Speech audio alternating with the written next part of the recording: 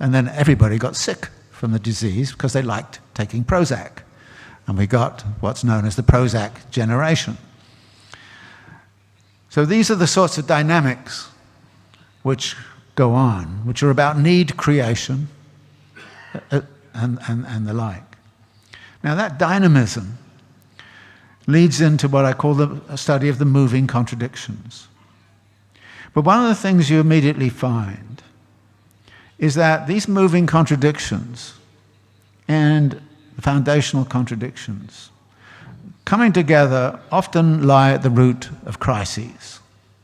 And this was another reason why it seemed to me important to take up the theme of contradiction, because Marx, on many, many occasions, said, when you see a contradiction, what you're seeing is the emergence of the underlying contradictions of capital coming to the surface. And that therefore, if you want to understand crisis and crises, you have to understand the contradictions which are working. So this then permitted me to start to look and ask the question, what were the contradictions involved in the crisis of 2007-2008? And to some degree I had already unpacked that in the enigma of capital, but I was able to confirm much of what I said there through the study of the contradictions. But it then leads, I think, into the fundamental question. To what degree are the contradictions of capital reaching a point at which they are unsustainable? Because there are two ways you can look at capital and contradictions. On a couple of occasions, Marx looks at the contradictions as fatal to the future of capital. But most of the time he doesn't use that language. Contradictions and the crises that accompany their emergence are in fact moments of reconfiguration of what capital is about. They're a moment when capital sheds its skin and absorbs and becomes a new beast, as it were. And looking back, you can see that the 1930s was a period of crisis which produced a new form of capitalism after 1945 in particular. That system ran into crisis in the 1970s. That then came center of another crisis, which produced, through neoliberalization, a new kind of capitalist order, which ran into difficulties several times, by the way, in the late 1990s, 2000s, 2007, 2008, and is still in that crisis in many respects. So the contradictions then help us understand how capitalism changes itself. That is, in what ways capital moves across its contradictions and reconfigures them in the course of a crisis to generate a new form of capitalist endeavor. But are there, the question then poses, certain contradictions which at this historical moment are dangerous to the point where they clearly threaten the continuity of a capitalist system? In Marx's day, you would have said there were certain contradictions, particularly that between capital and labor and the like, which were potentially extremely dangerous for the future of capital. But capital learned how to deal with them and deal with that contradiction. And through various phases after 1930s and after the 1970s, has in a sense settled for itself the labor question. Labor is not in a position at this point to challenge the hegemony of capital, not at all. In fact, it's probably weaker now than it was in 1840 or 1850. Not in all parts of the world, but globally, it is in very bad shape. So that is not the contradiction which is going to bring capital down, which disappoints all of my friends in the Socialist Workers' Party and the Revolutionary Socialist Party and everything else, because Labour is supposed to do that. And if you say, there's no way it's going to do that, it's like, oh my God, I have no reason to live. And to which I reply, you have very good reason to militate and struggle, because there are certain very dangerous contradictions at the current moment. And at the end of 17 contradictions, I list 3 of them.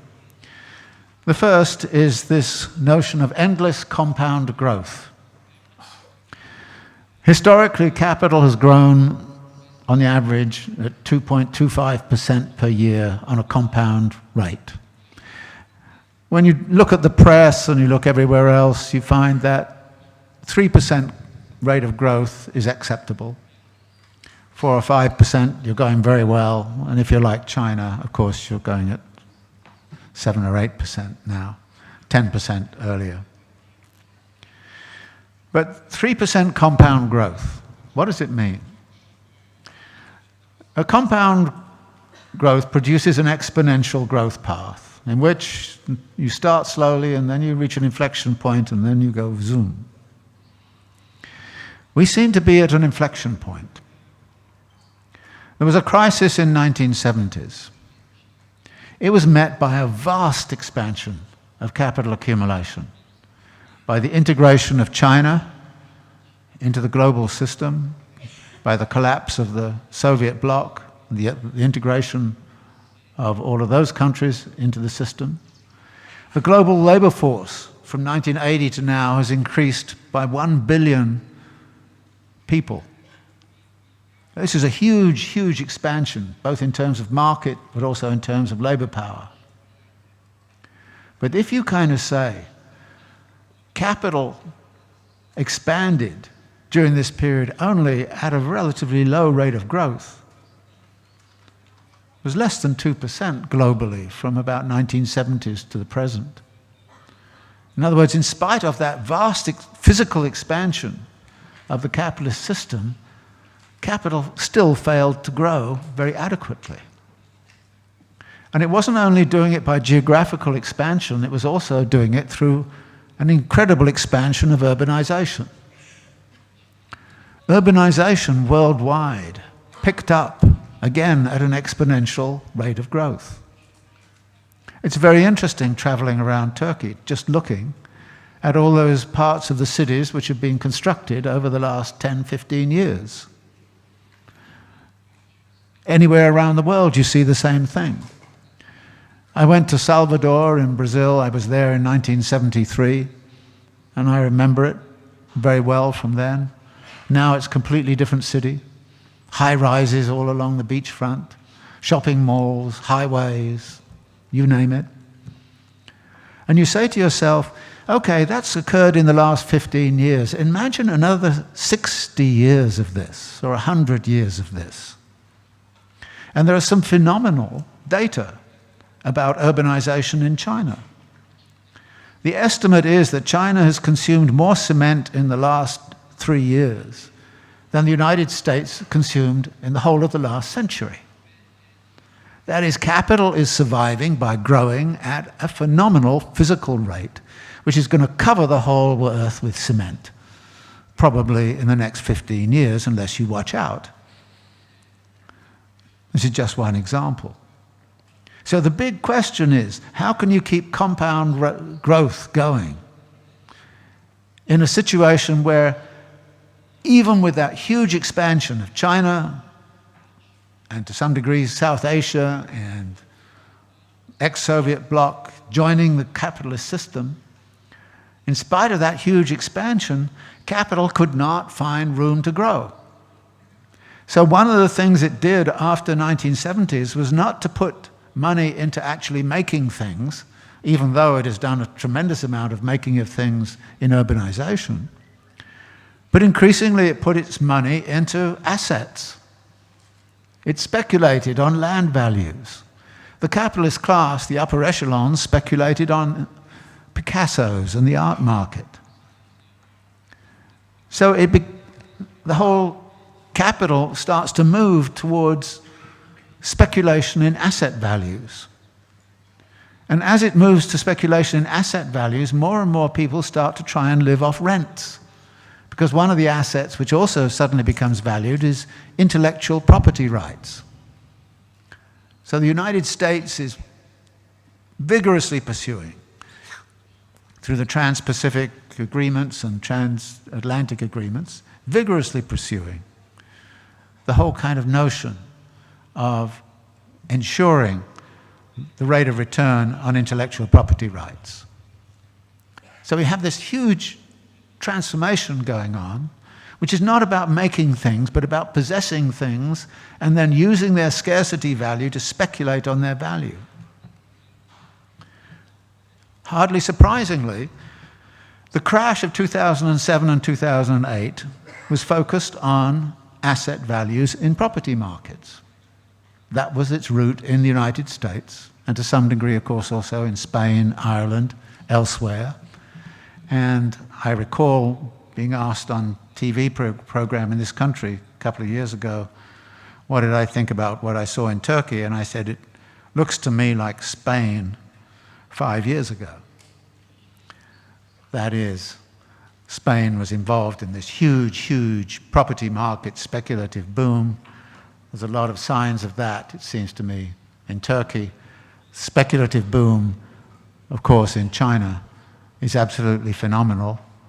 Housing prices have been shooting up and then crashing, and new financial institutions are being set up, just as they were, by the way, in Second Empire Paris, which is why looking back is also sometimes extremely useful.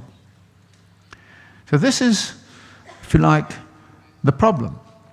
How can you accommodate compound growth in a world that is increasingly finite in terms of the possibilities of finding productive investments? And I do some calculations in the book, which you can look at, as to what this would mean in terms of what level of productive investment would have to be accommodated in years to come. So we're at this inflection point. This was not something that bothered Marx. When capital was really confined to what was going on in Britain and the United States and a few parts of Europe, plenty of space to move into, plenty of opportunities to do new things. Not a problem. That was a time when the compound growth rate was not an issue. Today it is, I think, the crucial issue, because it also connects with the second dangerous contradiction, which is the environmental question. How can you actually start, given what I've mentioned about pouring cement everywhere in China and urbanization? Everybody kind of says, well, we want sustainable urbanization. And you look at almost every city I've seen in Turkey and you say, you call this sustainable urbanization? It's nowhere near it. Absolutely nowhere near it. In fact, it's a violation. I mean, I was in Izmir last October, and you kind of go from there to the coast, and it's just one ghastly kind of second house after another. I mean, qualities of urbanization. I mean, you're not the only place to do this, by the way. You're copying the United States. I mean, the United States is appalling on this. So the environmental question is also a serious one. I'm a little nervous about all these apocalyptic statements that kind of say, well, there's going to be a crash, all the ice caps are going to melt and the sea levels are going to rise, and all sorts of new diseases are going to come up. I mean, there are these apocalyptic tales. I don't agree with that, and I think that actually, historically, capital has been very sophisticated in the way in which it's overcome environmental constraints and dealt with environmental difficulties. And the way it does it, of course, is it turns environmental technologies into big business. It turns environmental remediation into big business. And there is already a very large sector which is doing exactly that. So we see that. But then the third issue, which actually follows on from the second, because I don't think the relation to nature and the environmental issue in the end is a technical problem. It's, I think, an aesthetic, social, and I think in the end, a kind of very human problem. That to the degree that we view nature and the natural world as purely instrumental to our own needs, we become alienated from it. And this leads into the last notion, which is the universal alienation, which attaches to the fact that capital, through commodity production, defines a condition of alienation. And that condition of alienation becomes the more universal, the deeper that capital roots itself in social change. It's very hard to think these days of meaningful jobs. It's hard to construct a meaningful life. And I think the loss of meaning, which has come about through the new technologies of the labor process, through the new technologies of consumption, that the loss of meaning becomes in itself a destabilizing factor in the way in which the world works. This then leads, I think, to the question as to why is it that most of the protests which we've seen, including the protest in Gezi Park, most of the protests we've seen over the last 10 or 15 years have actually been, on the mass scale, about the qualities of urban life and the qualities of urban living. This was what was at stake in 2013 in Brazil. This is what has led to riots in London, riots in Stockholm. It led, of course, to the occupation movement. It's been expressed, I think, again and again in much of the ultra-globalization movement. So that we have, as it were, a zone of politics which is closer and closer to thinking about trying to construct an unalienated form of living in the midst of a world which is increasingly alienated both from nature but also from fellow human beings. So the Gezi process, as I understood it, or understand it, had a lot to do with the search for an unalienated way of being, not simply about, stop this ridiculous business of building a shopping mall, it was far, far more than that. And the same has been true of many urban protests. Which leads me then to the question of how do we think about the relationship between urban protests and its relationship to the traditional forms of protest which have been based on the workplace. And interestingly, there's a simple answer to that, which can be defined out of Marx's theory. Marx likes to talk about what he calls the contradictory unity between production and realization of value. Now, the trouble with reading Marx is that Volume 1 is a very readable book. It's a fantastic book. It's a literary masterpiece. And you can get overwhelmed with it. It's absolutely great. Volume 2 is a monumental bore. Volume 1 is about the production of value. Volume 2 is about the realization of value through circulation. If Marx is right, and you cannot understand capital without understanding the contradictory unity between production and realization, which is the 7th contradiction in 17 contradictions, if you cannot do that, then you cannot understand Marxist theory without understanding the beautiful book, Volume 1, and the incredibly boring book, Volume 2. The trouble is, most Marxists don't read Volume 2. And if they do, they read it once and then say, oh, God, put it aside. What I tried to do in the companion is to say, don't do that, because you're not understanding the theory if you do that.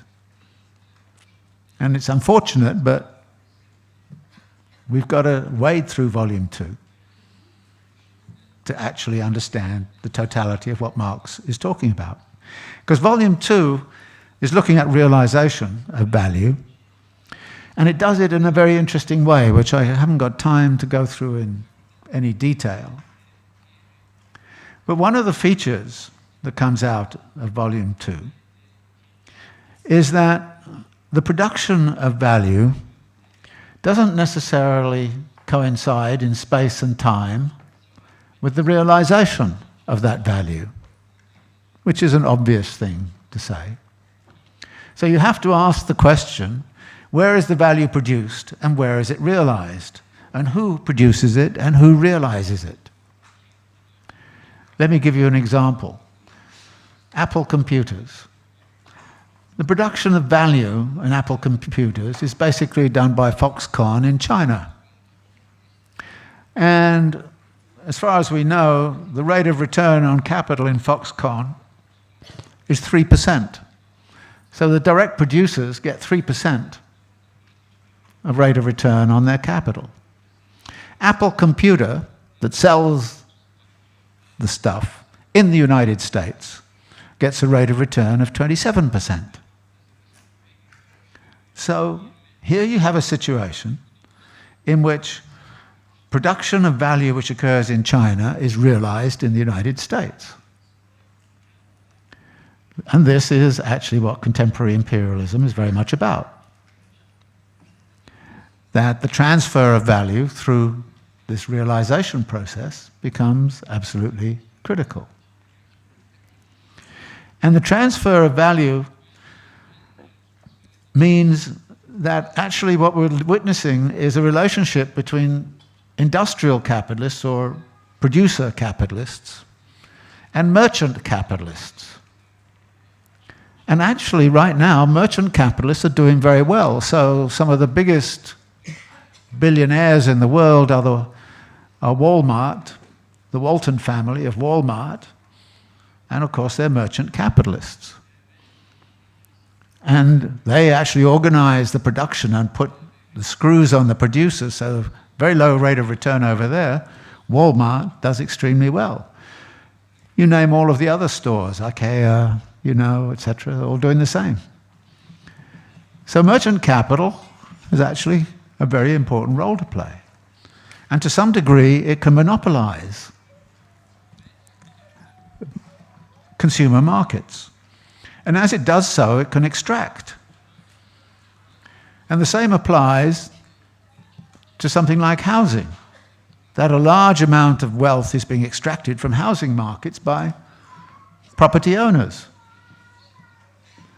I don't know if this is true where you live, but where I live in New York City, finding a place to live on an ordinary salary is almost impossible.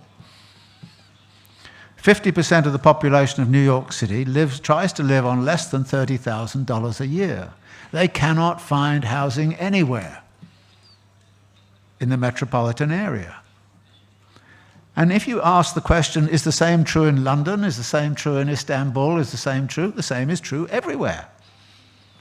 And then there's a very interesting thing. You then look and see, well, what kinds of things are the housing market building? They're building condominiums for the very rich. But are they building condominiums for the very rich to live in? No, the very rich are buying them to invest in. So we have all of these condominiums in New York City which are empty. Because people from the Gulf states or so on want to invest in them. And you go around at night and you take a look, how many lights on? Very interesting. A lot of them are empty. Whole streets in London are unoccupied in the midst of a housing crisis of affordable housing for the mass of the population. So you get this crazy kind of extractions of wealth going on. Accumulation by dispossession, I call it, as was true of the foreclosures. And that accumulation by dispossession, a lot of it is occurring in urban environments. Furthermore, when you look at the structure that Marx lays out of the circulation of revenues and the circulation of capital in Volume 2, what you see is this. Now let's suppose that the workers struggle like crazy to get higher wages and better working conditions in the workplace. And let's suppose they're victorious and they get a 50% increase in their wages. They put the 50% increase of wages in their pocket, they take it home with them, and then what do they find? The landlord increases the rent by 50%. The telephone company starts to put extra charges. The credit card company suddenly ups its charges. And all of that completely disappears back to the bourgeoisie through exploitation at the point of realization. Now, it's not fashionable in Marxist circles to talk about the exploitation that occurs at the point of realization, and to say that is just as dangerous and just as difficult for everybody's lives as is the exploitation that occurs at the point of production. The contradictory unity between production and realization is significant because exploitation occurs at both ends. And this is Marx's genius in Volume 2 to look at the circulatory process and to ask questions about where is it coming from, where is it going to, and where is wealth extraction going on. And increasingly what we see is that the bourgeoisie is extracting wealth at the point of realization at a faster and faster rate relative to what it's extracting from workers at the point of production. So that there's a unity between those two. But it's an awkward unity for the very simple reason. And that is that the relationship between, at the point of realization, is really a relationship between people who are being dispossessed and those who are doing the dispossessing. And the relationship between the dispossessors and the dispossessed is not the same class relation as the relation between capital and labor at the point of production. It muddles things because it turns out bourgeois, middle class, even upper class people can be expropriated at the point of realization. They too have problems with rising property prices. They too. So there's not a clear kind of capital versus labor. There is a dispossessed relation. And how does that map onto the capital-labor struggle? And how do we unify them? That is part of what the contradictory unity is between production and realization of value and surplus value. So you may say, oh, it gets too complicated. But actually, I find this extremely useful. It explains to me what the relationship might be between something like what happened in Gezi Park or what happened in the Occupy movement or what happened elsewhere and the traditional labor movement. That is, it says, given Marx's theory, you would expect there to be an equal emphasis upon struggles around realization as there are struggles around production. And that, therefore, a political movement has to say, I'm not simply only going to be concerned with workers and the point of production. A political movement has to start to say, I'm going to be equally concerned with conditions of production and the conditions of realization.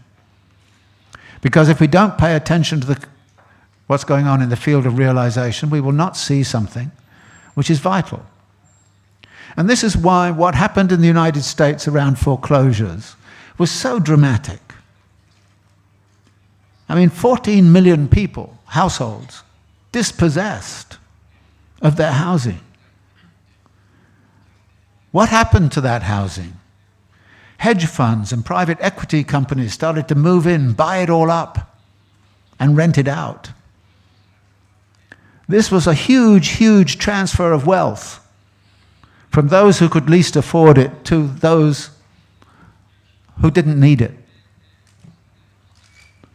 And if you look at it that way, what you see immediately is that this should be at the center of what class struggle is about. We don't do what leftists have often done, which is to say, well, that's a secondary kind of question. That's a secondary form of exploitation. I mean, Engels started that in his otherwise extremely interesting book on the housing question by saying basically, well, we'll get to those questions only after we've taken care of the production question. In Marx and Engels' day, that might have made some sense. It does not make sense anymore. It does not make any sense to construct a theory, which Marx constructed, of capital accumulation, as if consumerism does not matter. In Marx's day, consumerism accounted for about 30% of what was going on in the economy. Today in the United States, it's around 75% of what's going on in the economy. You can't have a theory that says that's irrelevant. You've got to bring it back in. And you can do it, given the way Marx set up an understanding of the circulation of capital, and the way he set up this idea of the contradictory unity between production and realization. This contradictory unity means a relationship between urban struggles and work-based struggles. And I think that in certain countries of the world right now, Brazil being a very good example, the opportunity exists to create a politics around both of those questions, and a unitary politics. They have some very, very fine social movements around questions of housing. They have some good movements around questions of employment and labor. And I think here too in Turkey, you can see very clearly that it's not only questions of production, but also questions of realization that are absolutely crucial. Now, this is, I think, one of the reasons why, when you look at the three dangerous contradictions right now, and then you start to look at the details of each contradiction and how they work, what you see is the emergence of a political agenda which I think actually starts to make sense. And some of this came to me, of course, in teaching Marx's Capital, because I was teaching it to students, some of whom had experience in the workplace, but most of whom did not. But if you say, are you having trouble finding a place to live for $800 a month? And they'd say, oh yeah. Are you having trouble with your credit card company, your telephone company? And oh yeah.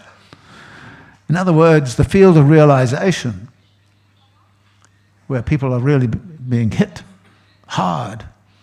And this also, of course, is where intellectual property rights starts to come in, of what you have to pay. I had to pay the other day to get one of my own articles from a learned journal. And you kind of say, this is ridiculous. So these are the sorts of struggles that need to be unified.